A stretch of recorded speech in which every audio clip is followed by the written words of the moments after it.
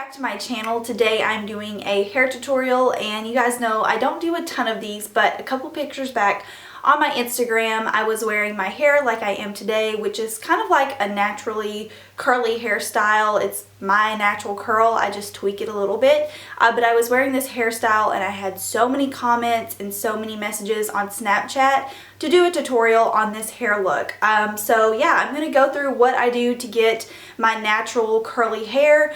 I do a few things differently as opposed to just like blow drying it and leaving it naturally curly, just to get some really nice definition in it. So you guys are gonna see how I do that and what products I use to achieve it. So if you are interested in this look, just keep on watching. Really quickly, for those of you who have never watched my videos before, or if you're not familiar with my haircut, because I feel like I may have some questions on that as well, I have an asymmetrical lob, meaning one side of my hair is shorter than the other side. Obviously you can tell this side is longer, and my hair is cut into an angular lob hairstyle, a long bob. So yeah, if you're interested in the cut, that's what it is. And I normally keep the shorter side of my hair tucked behind my ear. So that's that. Now let's get started.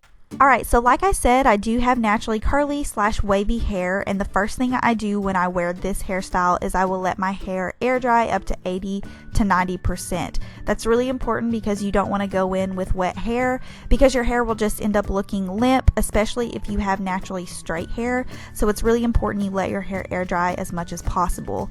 The second thing I do is I obviously blow dry my hair. So you want to make sure you're using a diffuser attachment, which is that crazy thing I have attached to my blow dryer. I'm sure most of you guys have one of these.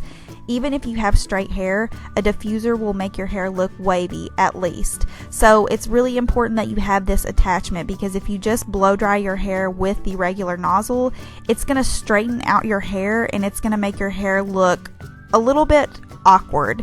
It just never works out for me. I always have like weird pieces that are straight, weird pieces that are wavy, and some that are curly. So make sure you're using the diffuser attachment for this.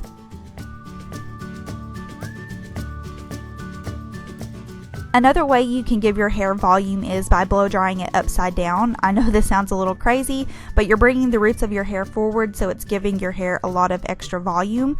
I also try to not weigh down my hair with a ton of product, so I just use a leave-in conditioner and a thermal spray, and I will leave those products down below.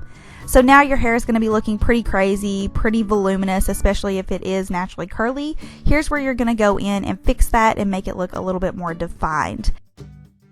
I split my hair off into two sections. The top part is mainly just my bangs, since I do have a really heavy side part, but it's going to depend on how you guys want to section your hair off. That's totally going to depend on what you want to do and how you like to section your hair. This is just how I do mine. So I leave most of my hair down and I just go over the curls with a 1-inch curling wand. It's really important to not hold the curling wand too long, because you don't want to have Shirley Temple curls. You just want to go over your natural curls and give them a little bit more definition. I also try to stick with curling the visible parts of my hair. So basically my layers that are underneath the pieces that I'm curling right now, I try to just leave alone, because those are pretty thick by themselves if I do leave them naturally curly, and that adds a lot of volume to my hair. So you can see I'm sticking with the pieces that are only visible. So if you were to see my hair up close, you would just see the pieces that I defined with the curling wand, and then that under layer is going to stay a little bit on the frizzy side, but that gives your hair so much more volume. So just try to stick with the curls that are going to be visible and just leave the underlayer alone. I mean, it's just going to give you an extra volume and a little bit of extra pizzazz.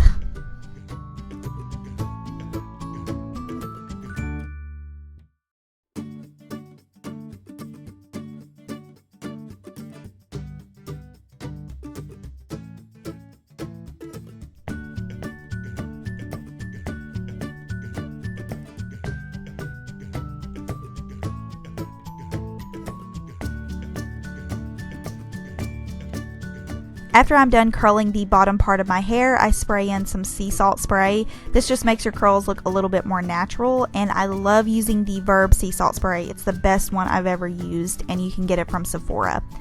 Now I'm letting down the top portion of my hair, and like I said, it is super thick, so I do end up curling every single bit of this section. I just can't really leave it how it is because naturally that top layer for some reason on my hair is really frizzy, and as you can see, it's not really curly, it's more on just like the wavy frizzy side, if that.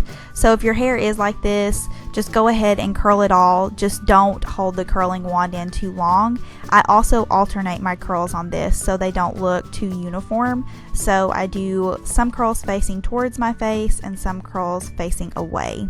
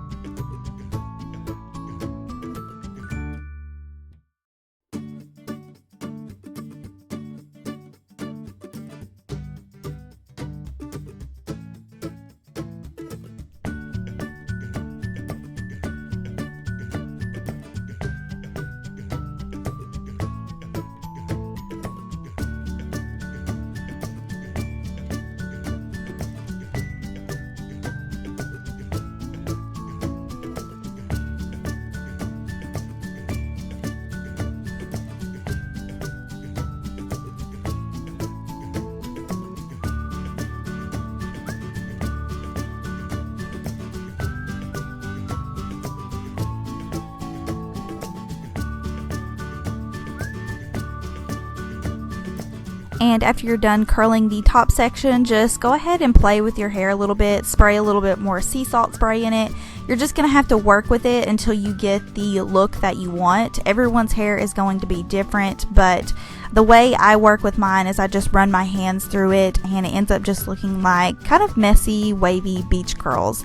And that is how I achieve this look. I hope you guys enjoyed it. I hope it gave you some tips and some ideas if you were curious of how I get this hairstyle.